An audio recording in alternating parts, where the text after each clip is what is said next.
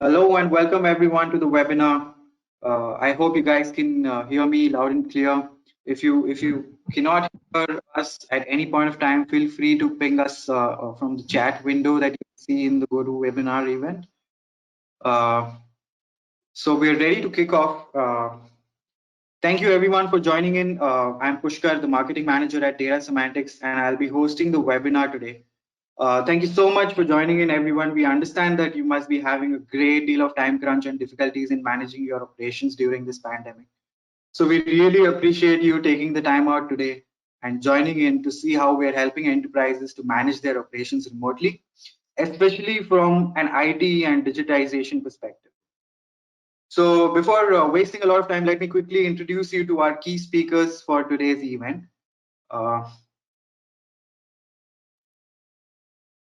So first and foremost, we have Mr. Ryan Pereira.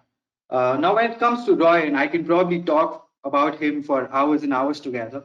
But to keep it short, he's the tech powerhouse of data semantics. He's someone every enterprise and IT head needs by his side when it comes to managing operations, maybe any industry. Ryan has about 2.5 decades of global experience evangelizing IT and supply chain management through roles spanning across general management, program management, applications, pre-sales, supply chain management, and the list goes on. Okay, now moving on to the other two speakers who are the young and energetic minds at Data Semantics. The first one is Mr. Justin Joy. He's the Chief Solutions Architect at Data Semantics and develops solutions for any problems that you throw at him, right? So he's a tech enthusiast and his knowledge spans across, the latest technology trends, maybe Microsoft, Google, or AWS. You throw anything at him, and he's got the correct answers for every IT head out there. Okay. And last but not the least, we have Vignaraja Ilvarasan. We call him Vigna as a short of his name. I hope you don't mind me calling you that over here as well, Vigna. Talking about him, okay, Vigna heads the innovation lab at Data Semantics. He has extensive experience in implementing digital transformation strategies using Azure, AWS, and GCP services.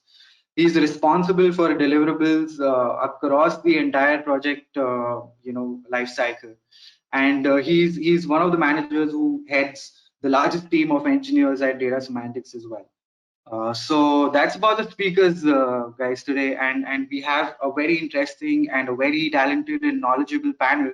So I hope that you gain as much information as you can in today's session. And if you have any questions, feel free to throw those questions at us in the chat window or by raising your hand in the GoTo software.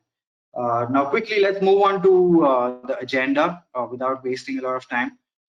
So we will have Mr. Ryan taking over and giving you a deep dive in terms of what to expect. He'll also introduce you to the Power Apps and what is the whole ecosystem about and how it can be really helpful during this pandemic phase, especially, right? And then we'll have Justin Joy giving a few demos and of a few applications that could be useful during this pandemic.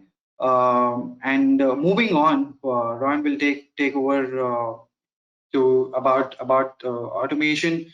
We will talk about automation use cases and how we have built and model and implemented these use cases at some of our clients as well. And then we'll have Vigna showing demos of these use cases and the chatbot that we've built to enable people to work remotely. After that, we'll have a quick Q&A. We'll address all your questions at the end of the presentation. And it really doesn't matter if you have any questions at any point of time, you can just ping us on chat and we'll address all those questions at the end of the session.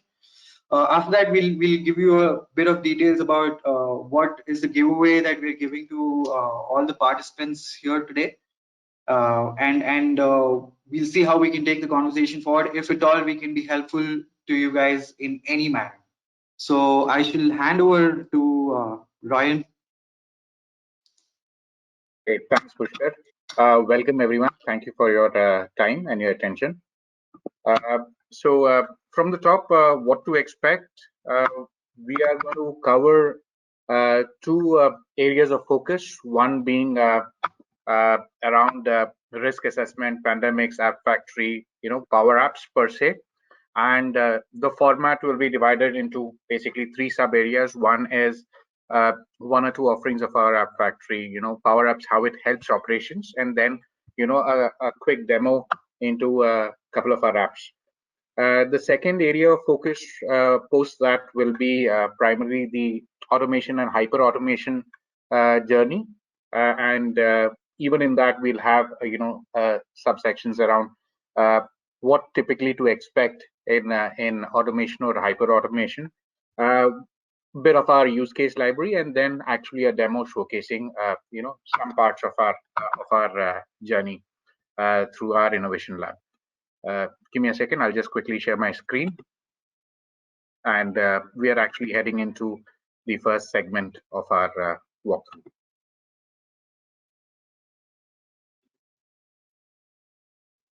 Yeah. Pushkar, quick check. You're able to see my screen? Yes, Rohan, we're good to go. Thank you.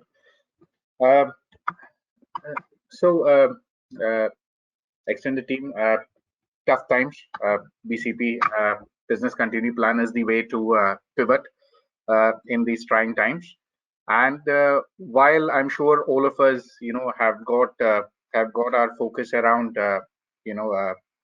crisis management and business continuity plans in play, we will just spend some time around that area and how we can help you in this recovery mode, right? So typically, right now, we are in that journey where the focal point has to be employee care and productivity, and most of our risk management enabled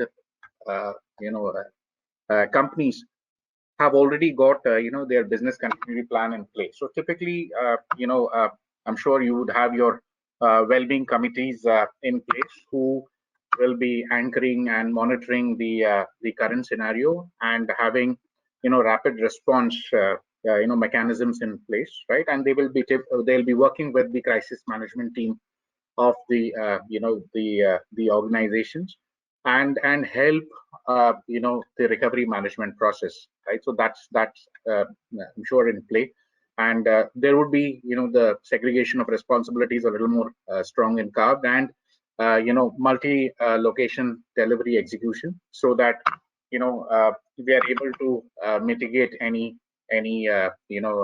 incidents, right? And I'm sure role backups are also planned and carved, where you have your primaries and your seconds in different offices, or regions if possible, and cross training is right now already done or in play, and of course nothing we need to have a compassionate HR policy. So that's something that we will cover in our app toolkit.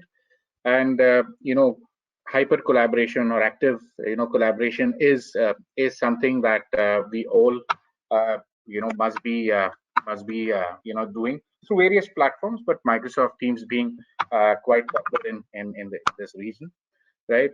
Beyond this, man, these are things which is inward looking, but I'm sure we have to also the outward looking plans, basically with our revenue and supply chain continuity assurance and replanning with our extended stakeholders, right? With our customers, our OEMs or suppliers, our shareholders, right? So these collaborative recovery plan is something that will guide us or heal us back to what was the known normal, or a new normal would emerge as a new operating model.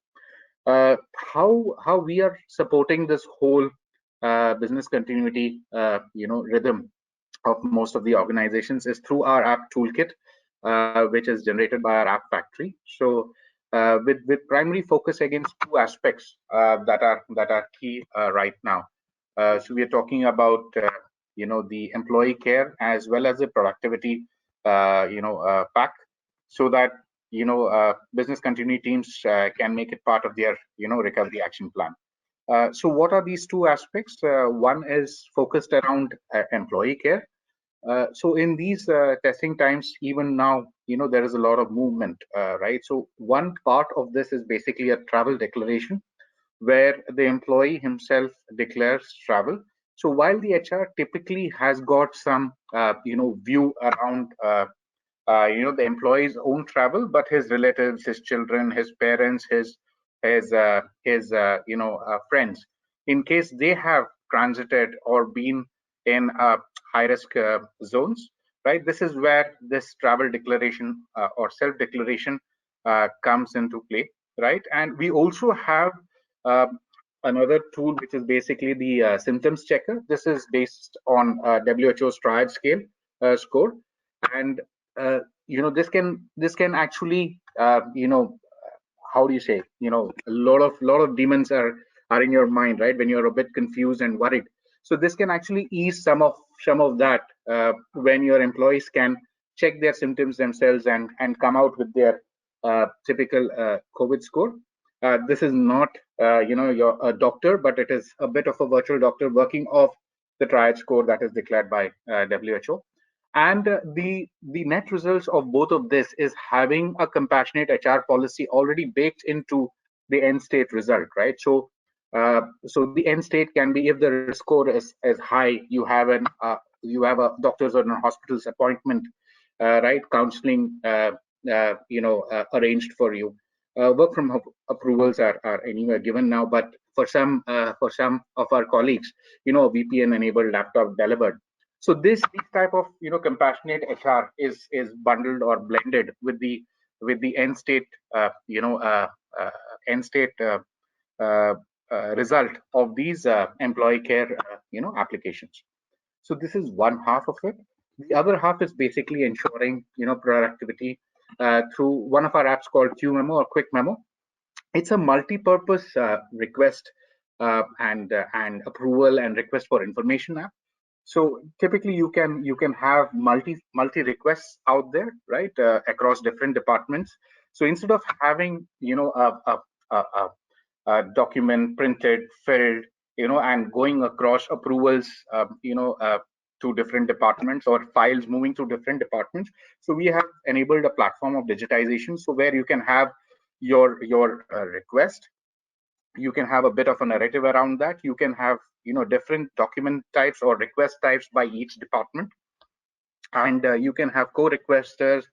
If you have executive assistant, she can or he can generate a request on your behalf, and then you can have supportive documents for that request. So, and it goes through an approval path, which is either AD driven or a bit rule based or dynamic from a SharePoint list, right?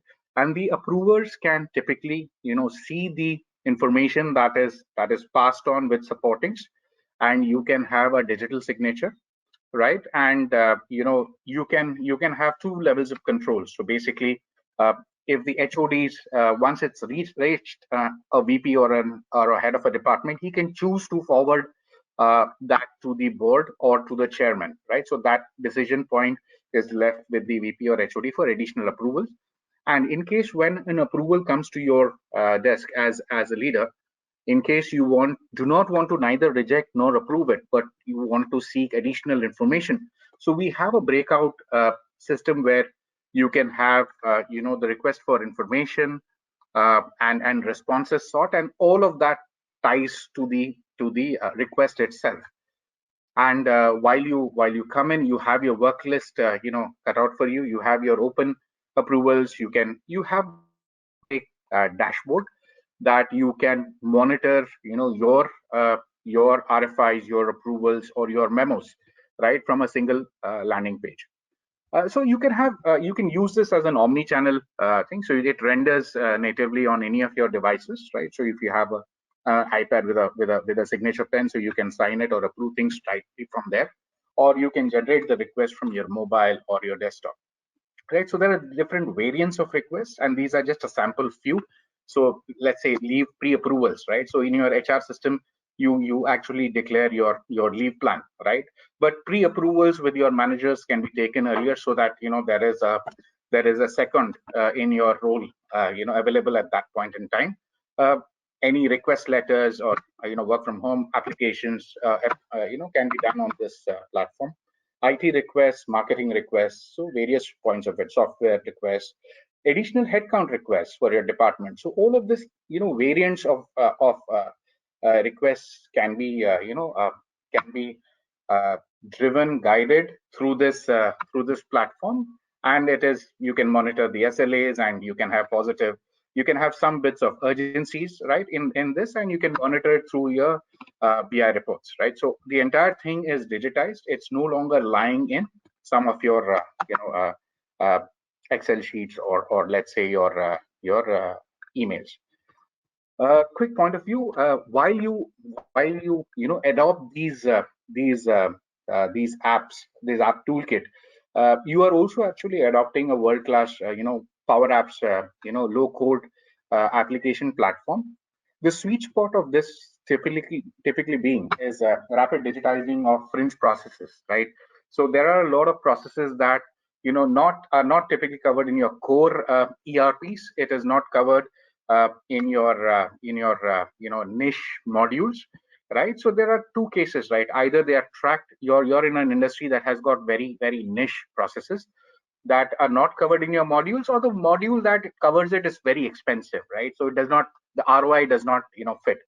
And sometimes creating customizations or custom extensions is just too expensive. So till yesterday, let's say 4 or 5 months ago, it was easy to track these in Excel sheets or mails. But these fringe processes typically have a way of biting back, right? So they find a way into a business review meeting as an escalation or a problem too late to be addressed. So if they were a bit more transparency to these opaque fringe processes, we could have controlled certain escalations or problems earlier on. So this is where the sweet spot of the Power Apps is there. And also it's a platform to onboard senior management onto the let's say approvals framework and the rest of it. So who are we saying it is beneficial to? It's typically beneficial to any C-level or VP level management team member who wants to digitize fringe processes, right?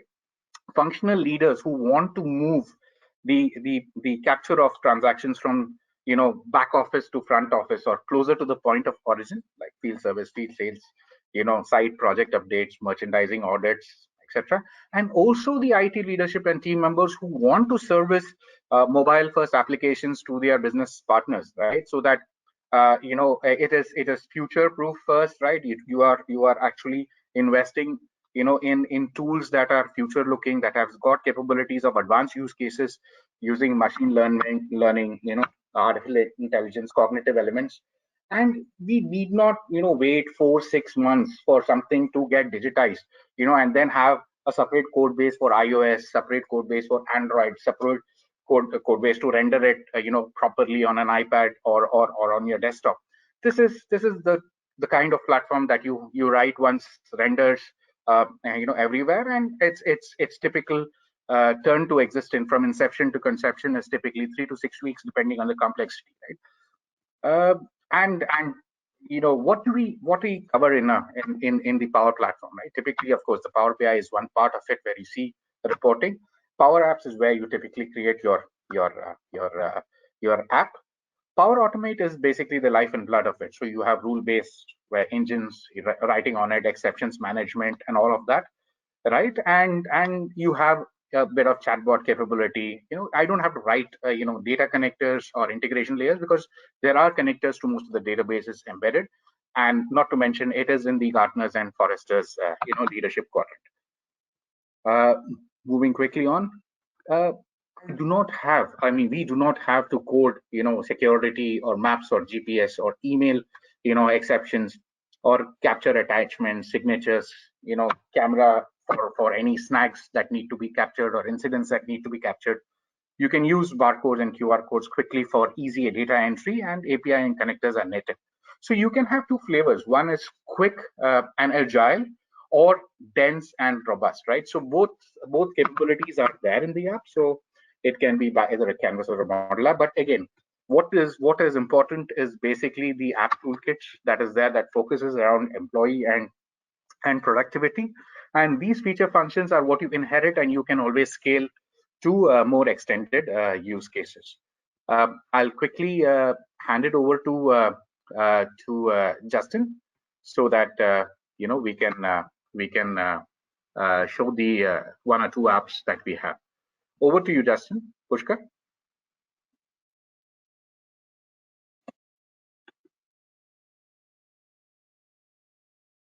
Justin, you're the presenter now. Yeah, hi. Thank you, Ryan. So let me just share my screen quickly. So just to give you a walkthrough of the different applications that we have built. So I'm going to start with, there are 3 applications that I'm going to be demoing today. So it starts with something very simple, which is based on a template that is available from Microsoft, which we built and customized it for internal usage. We have renamed or rebranded it as called as URock. It is an application meant for sending across appreciations to each of your employees internally, and also within your team or from a different team based on their based on the work that they've done or what they have delivered in terms of what work they've done. And for example, let me just give you a small walkthrough of how this application would work. So this is the application screen. It's currently meant for mobile interface, but it's showcased in a web browser currently. And I assume everyone can see my screen. Or just let me know. All right. So I click add, and then here I can select the person that I want to send a appreciation message to. So here I'm going to select Vigna, and then I'm going to select Royan as well, and then I can search for other people, and it's AD integrated, so I get all the information for all the employees within my organization. Select next, and then I can specify what kind of appreciation that I want to give. I can give for inspire, competency, delivers achievements. I'm going to give competency for delivers achievement, and then I'm going to click next, and then I can type in my own message saying awesome job. And then I get to select a specific background as well that I want to use. So for example, I'm going to click on this. So it's very similar to how you get appreciations on Kudos or appreciations on LinkedIn. We have built the same logic behind it.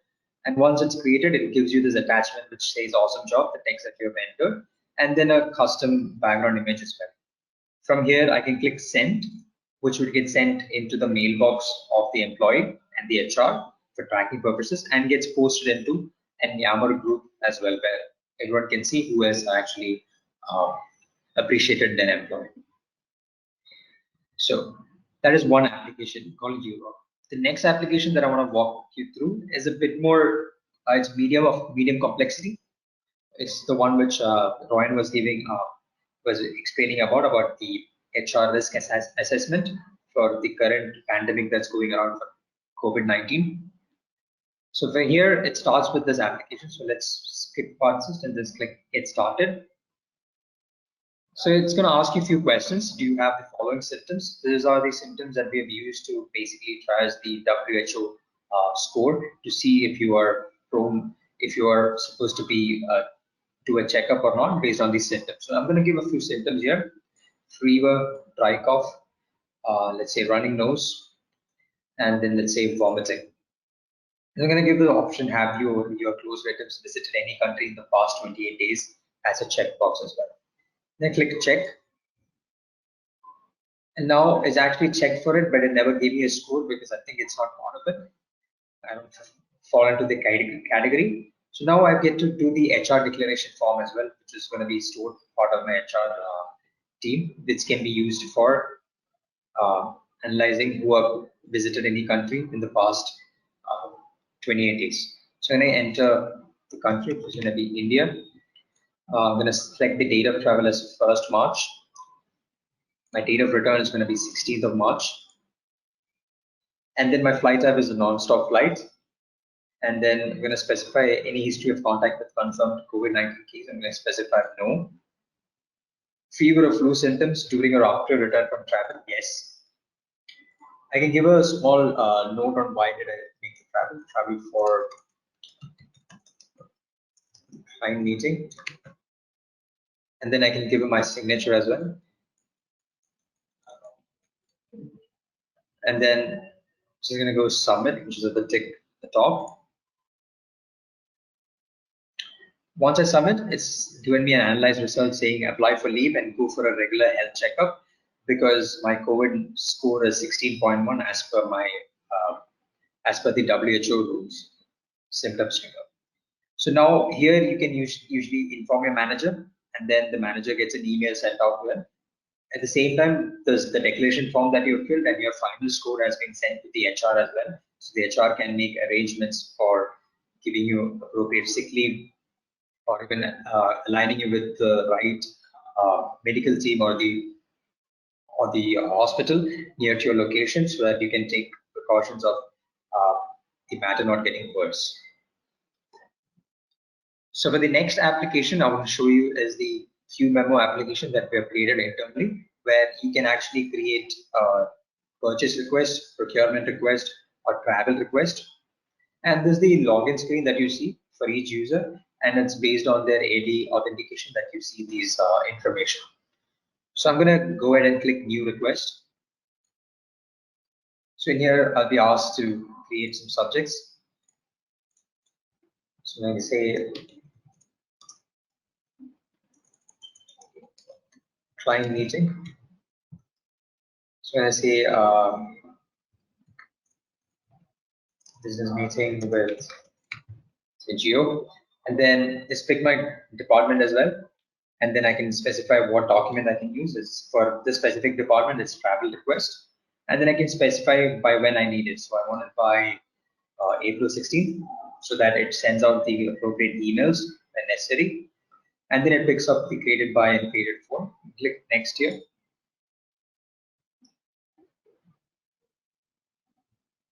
So I can give an attachment supporting document as well. So I'm going to click an attach file, and then I'm going to go into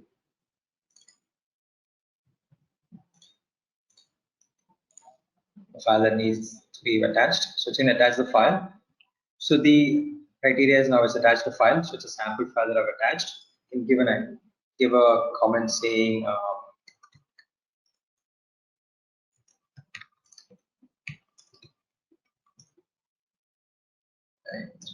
attached, and then it shows me the approval path according to my hierarchy in the organization. So it goes to Vigna, who is the head of innovation, who has to approve next, and then finally it goes all the way to our CEO, Sujit Burgess. And now I can just sign the document and then click submit. So once it's done, it goes into Vigna's task list, and then he has to approve, and then it keeps continuing till the end, till it reaches my CEO. So there's one of three applications that we've used, and QMemo being the most complex because of the workflow associated with it. And also at the end, there is a Power BI report also that is attached to the data set, using which you can actually see what data gets created, and also you can track the SLA, how long each person takes to complete these tasks, etc. So that is the old demo for Power Apps. Over back to you, Pushkar.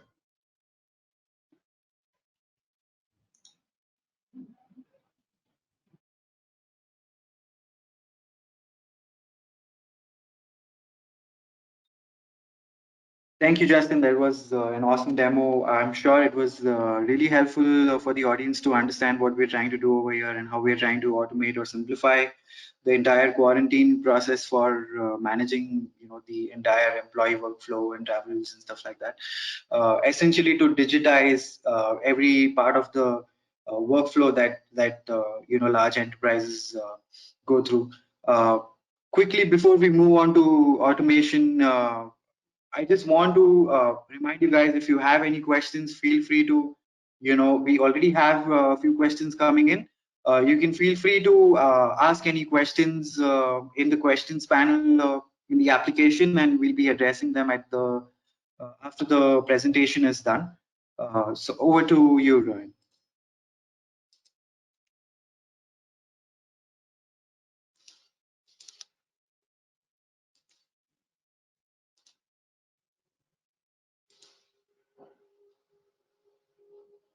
Okay, thanks, Pushkar. Thanks, Justin. Moving on to the second segment of our discussion is RPA or robotic process automation, also co-labeled as intelligent process automation or hyper automation, right? Typically, which is a toolkit around automating the repetitive tasks, right?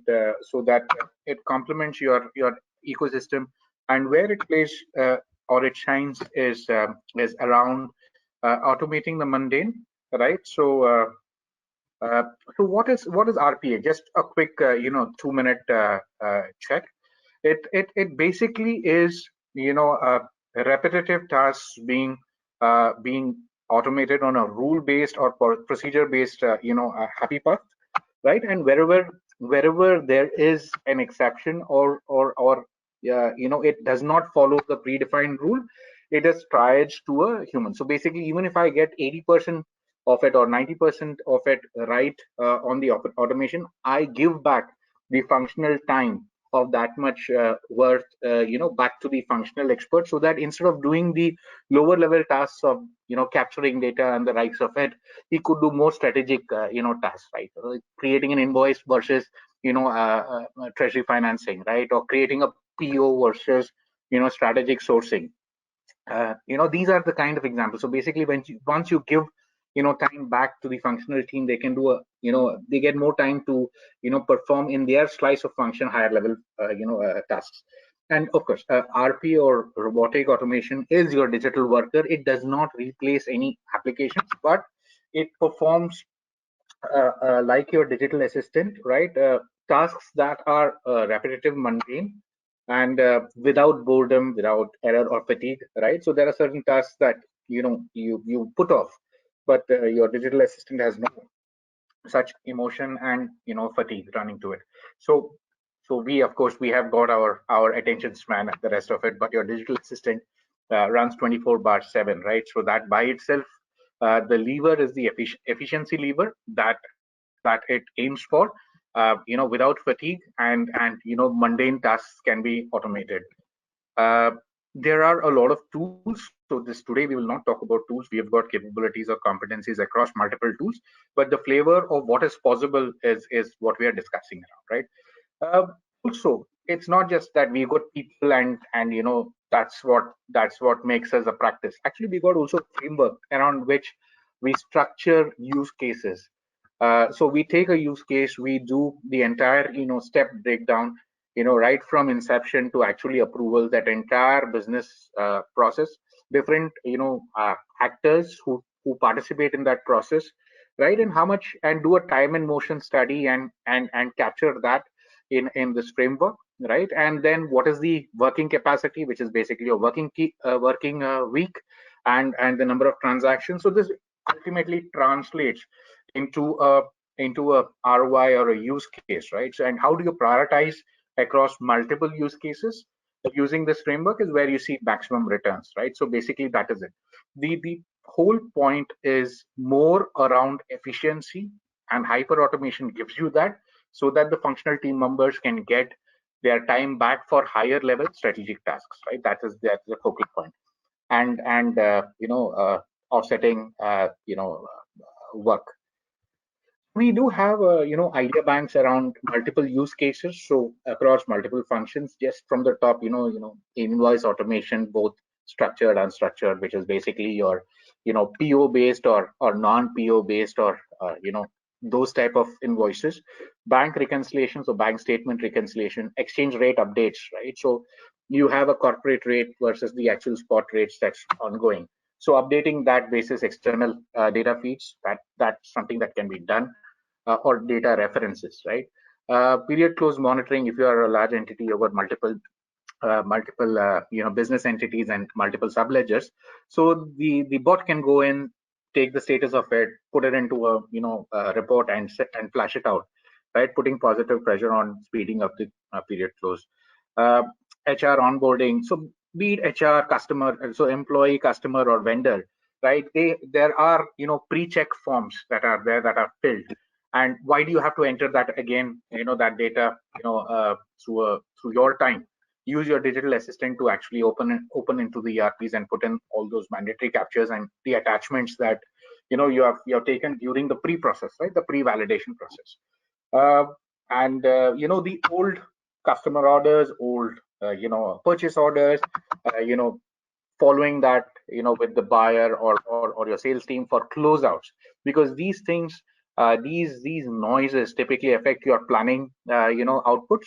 So you could have your digital assistant on an every week basis, pushing your team to clean up the old slices of data. Also in manufacturing floors, there is typically templates where you capture your the foreman captures the team members time spent or attendance and throughput. So these type of things can be quickly digitized, read, and put into your systems, so that automation part is taken care of. So while there are n use cases across our library, we have found these three use cases to be a sweet spot to most of our key accounts, right? Both large as well as relevant accounts, where let me just take you through the journey of these three use cases. Telephone bills, typically you have to download the entire bill template, splice it by employees, send it to employees to declare for personal or official calls, right? And then it could be multi-language. So all those complexity is there. So the end state is basically right from start to end, the whole process is managed or automated. And the end result is basically an ERP-worthy transaction input as an AP invoice, and ERP-worthy transaction input as HR deductions. After the deductions, sub-process is managed, followed up, and pushed positive pressure through either reminders or exception reports. And also have across these use cases a reference list with cost categories, with department references, so that you can have your own slice of analysis or period to period improvement. So you can have your cost initiatives around certain of these department slices on how to improve or having cost saving measures, right? Second part is even the services portals, be it telephone or utilities or fuel, would have a freshness window to secure your thing. So it might be either 3 months, 6 months data, beyond which it's difficult to secure your aged bills. But if you create your own reference library, you will have your quarter to quarter, month to month trends here on at least, and do your cost initiatives. So while I detailed out the telephone bills, utility bills are not different. So you have your electricity, water, right? These type of different services, gas services. You typically just log into this portal, download these bills, OCR them, take the data that is relevant to you, even at the cost category level. So in our case over here, the Deva bill has got a single bill has got multiple cost elements. So you're talking about gas, water, electricity, sewage, etc. Right? So you can go down and break up your cost categories, put it in the right right cost centers, right, and create a ERP worthy transaction automated. And the window, if you have multiple outlets and multiple services in utilities, each window is different. So all that can be referred and created, and you automate the entire journey. So with fuel and vehicles, suppose you have got a fleet, right? So you're talking about fuel cards, you're talking about the fines that are there, you're talking about toll gates, right? So all of these, you can go into different portals, download these information, break it down by cost categories or vehicles and department, and create your ERP worthy transaction and a reference data for your BIN analysis. So that's basically around hyper automation, and these two are slices are low hanging and maximum return on your investment. Over to you, Pushkar. Thank you. So Vigna, Thank you, can Ryan. actually Yeah, that was a great insight. I'll just I think Vigna, if you could show us some use cases and demos with respect to what Ryan just showcased, it'll be great. So I'm just making you the presenter. There you go. Over to you, Vigna. Great. Thanks, Pushkar. Thanks, Ryan. Can you see my screen, Pushkar? Just a check. Yes, we can see your screen. All right. So I'll be a little quick. So what Ryan just concluded on the use cases that he was discussing on telephone bills, utility bills, etc. So I'll just be quickly showing you how we are trying to extract an electricity and sewage and water bill from a government website. We are scraping that data and extracting key line items like units, category, cost, consumption, all those relevant data points that usually we don't capture as such. And we'll be developing a format in which the final data can be pushed into relevant ERP for reconciliation or pushing the data into a respective ERP as well. So I'll just quickly go to the demo. So what I'll do is I'll just have to see if my files are deleted. Yeah, so I'll just be running a prototype where we'll just be logging to the website, downloading the data, extracting the data, and we'll be generating in a format where it is accepted for the ERP to consume it. Right. So I'll just be running a bot. This bot can be remotely run as well. So for this demo purpose, I'm running it on my local. So it'll open up a browser, right? It'll log in. Once logged in, it'll take some time to go into it, right? And it'll download the bill for that month, which is all automated. So once it's downloaded, it takes 2 to 3 seconds to log out and complete the process. So this bill is been for the last 1 month. So once the logout process is complete, I will just show you how the output looks like, right? So right now the process is complete. Now, what we have done is we have downloaded this bill, right? So this bill, what we saw that in the website, it's been downloaded to my local folder. What we're trying to do is extract this key data. For extraction, we use kind of OCR technologies, optical character recognition technologies, to extract data from PDFs or scanned documents or images, etc. So once this document is downloaded, we run our OCR algorithms and programs to extract the data in a certain way, which is user friendly.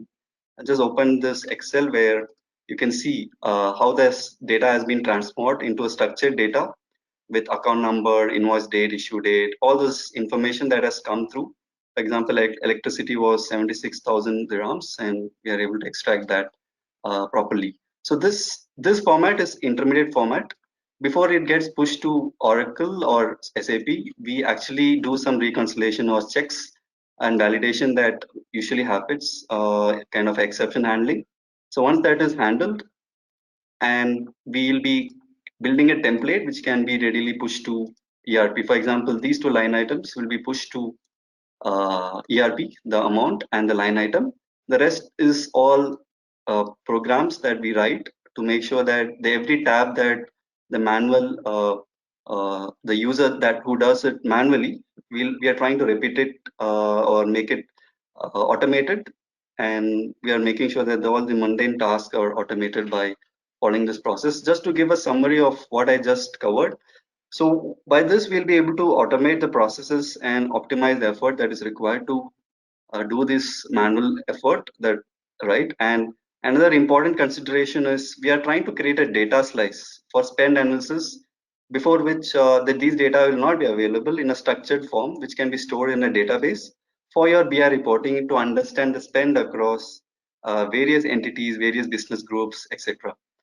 It makes the AP invoice processing simpler, where you get a lot of time reduced or optimized to do this activity. And finally, coming to the technology bit, we kind of use a lot of OCR based technology. The key aspect is how do you accurately extract data from this PDF or websites, so that we have a high reliability and we have a mechanism for exception handling also.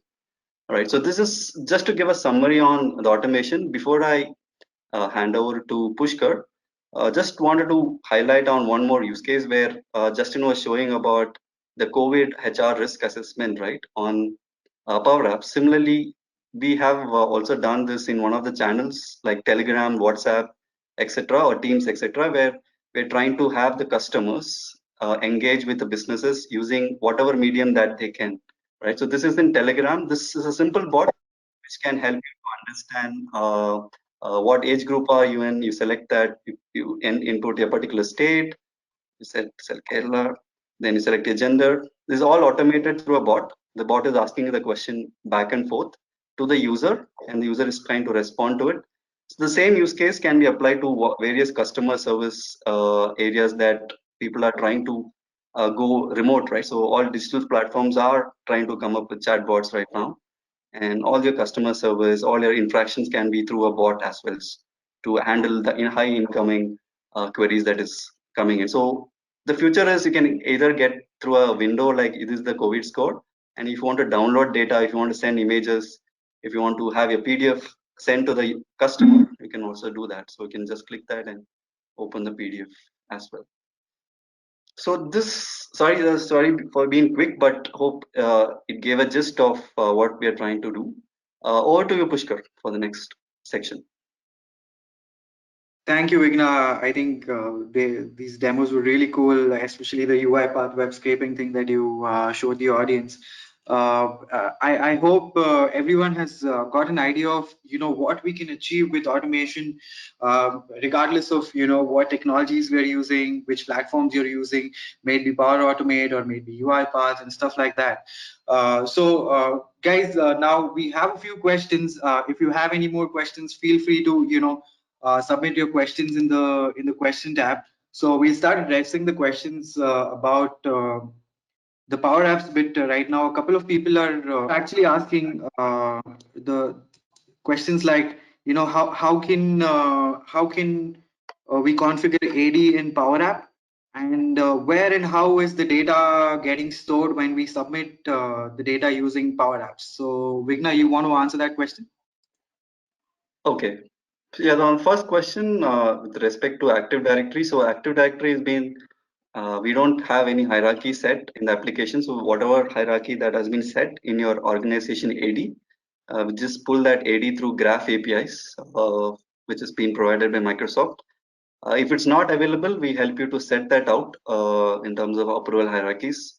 That is on AD. The second one, what was the question, Pushkar? Like, where is the data getting saved? Okay. So the data is getting stored in SharePoint list or Azure databases, wherever you want to store the data to. And that data is again used for BI reporting, as Justin said, especially for Q Memo. You can have a admin dashboard of where the requests are pending with, which stage it is pending with, and what kind of responses that are going on. To track the entire application flow, we have a Power BI report plugged into it, and we can so we can use a SharePoint list or any kind of databases that is available with the customer. Great, Vigna. I hope that answers the question to the relevant audience. Now there is another question about Power Apps. So Power Apps, is it a framework for workflows, and how does it work against Alfresco? That's the question. Vigna, would you like to address that? Okay, so what was that? Alfresco, right? Power Apps is it a framework for workflows? That's the main question. Okay, so Power Apps, So just to give a quick understanding of what exactly Power Apps is kind of a quick and easy platform to develop your fringe applications to complex applications. So it can be used for your BPM as well, business process management. But with respect to workflows, yes. So what we have done in this BCP apps is for workflows where you simplify complex workflows.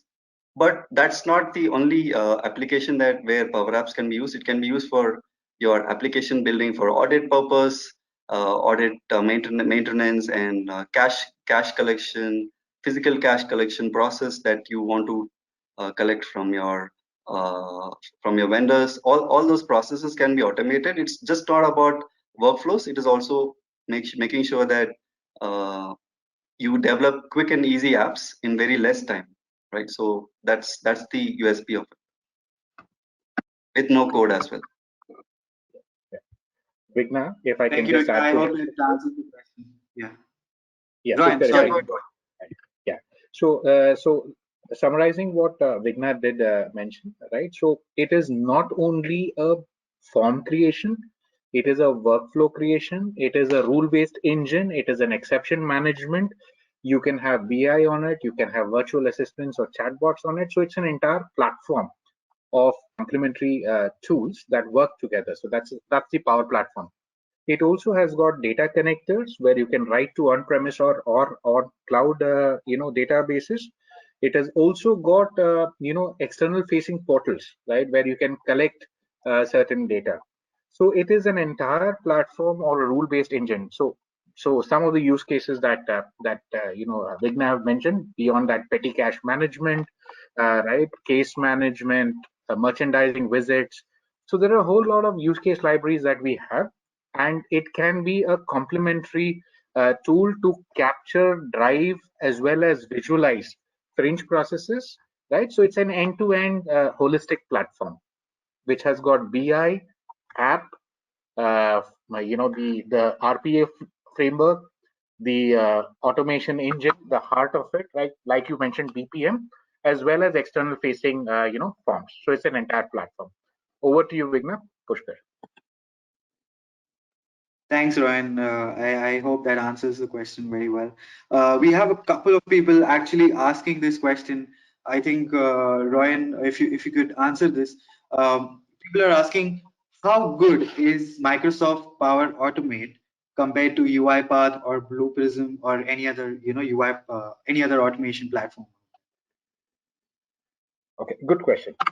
So there are multiple, how do you say, slices to this response, right? So while UiPath, Blue Prism, and Automation Anywhere are focused around the RPA or hyper automation, and it's got capabilities to embed external engines, right, of OCR or cognitive. The same capability is there where it is available in also Flow or Automate. Now it's rebranded as Automate. And in Automate, apart from the typical engines that we just discussed, the UI Flow component basically can do RPA or activity capture between be it your desktop or website. So they are complementary. UI Flow has come recently, but it's pretty mature, which is the Automate aspect of it, and it complemented with the forms and the embedded cognitive, invoking libraries. So Power Platform, is a much broader candidate and can complementary cover much more dense capabilities. And UI Flow and the rest of them are very focused, process automation frameworks. This can be much more. So it can have a complementary, apart from just process automation, it can also be a form capture. It can be an SLA management. It can be an exception management. It can also generate data for BI, right? So it's one thing is a little more niche and focused. The other thing is quite broad, and capability to invoke cognitive libraries, are in both of them or all of them. Thank you. Thank you, Ryan. So we have another question. So guys, it's really great. It's really awesome that you guys are sending in the questions. Feel free to send in more questions. We'll try to address them as soon as possible. If we cannot in this session, we'll reach out to you offline or on call, and we'll ensure that we explain the entire workflow and we address to all your questions, especially in the areas of UX. So another quick question. I think this goes out to Vigna. Is can we create a workflow which can interact with electronic or mechanical hardware using some protocol and operate the devices on field? What do you have to say to that? Oh yeah, so I think we have a lot of services which can be utilized from Azure. So if you want to invoke a remote device or remote sensor that has to be invoked through an app, we have connectors available to a lot of Azure services which can invoke through the app, which in turn would trigger that request of switching off, switching on, whatever parameter change on a hardware, electronic device, etc.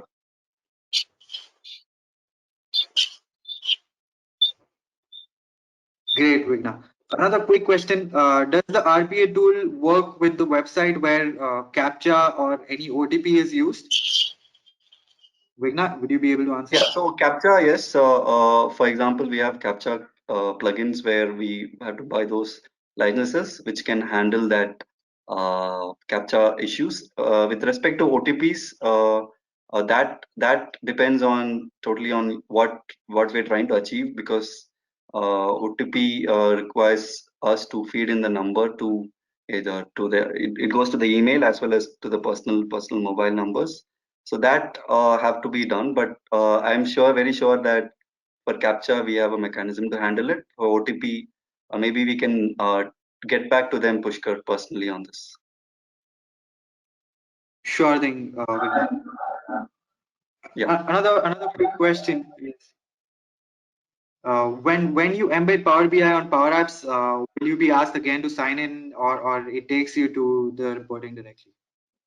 So basically, since it is integrated with your Active Directory, you have, when you embed the report, you anyway embed that register the app with Power BI service on your Azure Active Directory. So your ID speaks to each other well, so you don't have to log in again. It will be a seamless experience where you have an embedded BI report embedded into the application itself.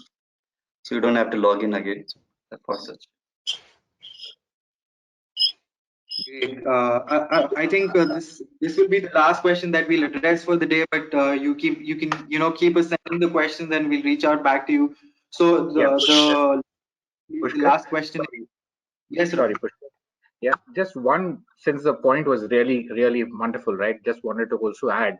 So, Yeah. so Power BI and the Power App works very nicely together. So you can have a single window, right, where you have a BI report with a Power Automate or a Power Apps panel. So that means actionable intelligence. So while you are actually reviewing a report and you find an outlier, if you want to generate a transaction or you want to generate a query, right, directly from the Power BI window, you have the capability of doing. They play very well together, right? So suppose there is a low stock report and I want to ask, right, I just ordered it, why is the stock low, is it in damage? I can see it on the BI, or I can quickly have an RFI or a request for information generated. If the sales has gone down, directly from the report, I can actually create or play actionable intelligence, right? The concept, with both these tools working seamlessly together, right? So just wanted to make that point, that there is the actionable insights and actionable intelligence. These two tools working together bring in a new meaning. Yeah. Over to you, Pushkar. Thank you.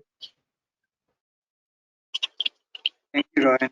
So one last question that we'll be able to address. I think because of the time crunch, we already overshot the time. The one last question comes in is, how is Power Apps different from other Microsoft development tools? Ryan, would you like to answer that? I think Vigna is a better candidate over here for that response. But from the top, so I'll just give it a shot and then Vigna can complement. So while the other development tools are grounds up, creation of all your procedures and packages, right? So it is actually coding intensive.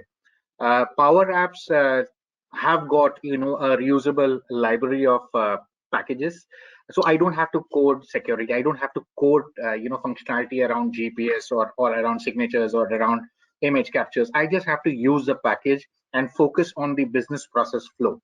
So that is the reason why citizen developers, right, who are not true blue-blooded developers, are gaining ground and covering fringe applications, right? So in certain large organizations, and for the rest of them, we are here to service and help. So there is a faster time to market, right, on creation of apps on the Power Platform. Vigna, if you have anything to add. Yeah, just to add on top of what Ryan said, the key thing about Power Apps is you have ready-made connectors available, right? So that's kind of a USP, that you don't have to waste a lot of time creating custom connectors on your own development frameworks.